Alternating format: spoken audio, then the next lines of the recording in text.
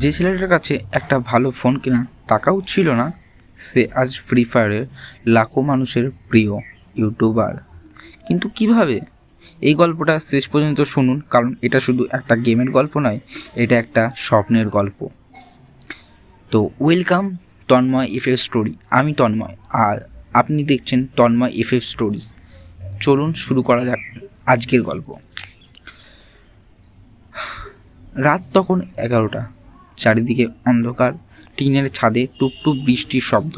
ছোট্ট একটা গ্রামে মাটির ঘরে বসে 17 বছরের রাহুল তার ভাঙা ফোনে ফ্রি ফায়ার খেলছে।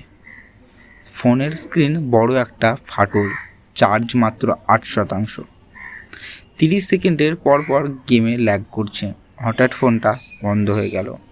রাহুল চোখ বন্ধ করে দীর্ঘশ্বাস ফেলল।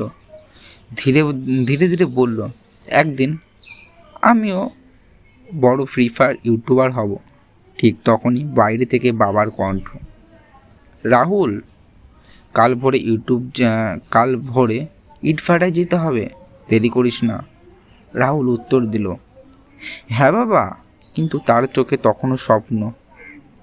পরের দিন স্কুলে সবাই নতুন নতুন ফোনে ফ্রি ফায়ার খেলছে, কেউ আইফোন, কেউ গেমিং ফোন। রাহুল নিজের ভাঙা ফোনটা বের করতেই সবাই হেসে উঠল। একজন বলল, এই ফোনে দিয়ে ইউটিউবার হবে। আরেকজন বলল, আগে একটা ভালো ফোন কিনে আয়। সবাই হাসতে লাগলো। রাহুল কিছু বলল না, মুঠো করে ফোনটা ধরে মনে মনে বলল, একদিন তোমরাই আমার ভিডিও নিচের কমেন্ট করবে। রাতে দোকানের কাজ শেষ করে বাড়ি ফিরল। মা ঘুমিয়ে পড়েছেন, বাবা ক্লান্ত।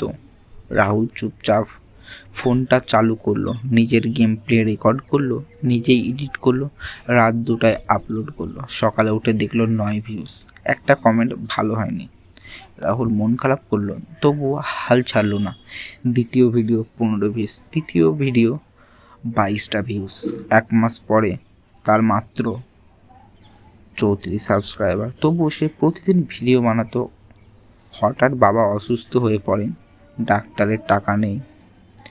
মা অন্যের বাড়িতে কাজ শুরু করলেন। রাহুল স্কুল শেষ দোকানের কাজ করত, রাতে ভিডিও এডিট করত, ঘুমাতো মাত্র 4 ঘন্টা। অনেকে বলতো, এইসব করে কি হবে? কিছু হবে না। কিন্তু সে মনে মনে একটাই বলতো, কথাই বলতো, শুধু স্বপ্ন কখনো ফোন দেখে পূরণ হয় না।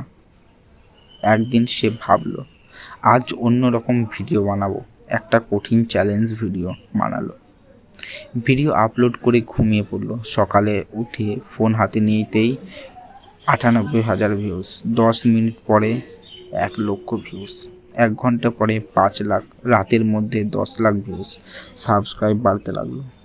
ফোনে শুধু নোটিফিকেশন। রাহুল বিশ্বাসই করতে পারছিল না। কয়েক সপ্তাহে পর ইউটিউব থেকে প্রথম টাকা এলো।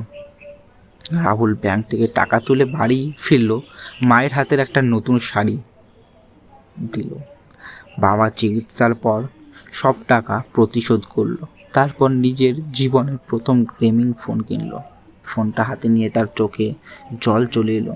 সে মনে মনে বলল, শুধু এই ফোনটার জন্য এই ফোন নয়, এটা আমার স্বপ্নের প্রথম পুরস্কার।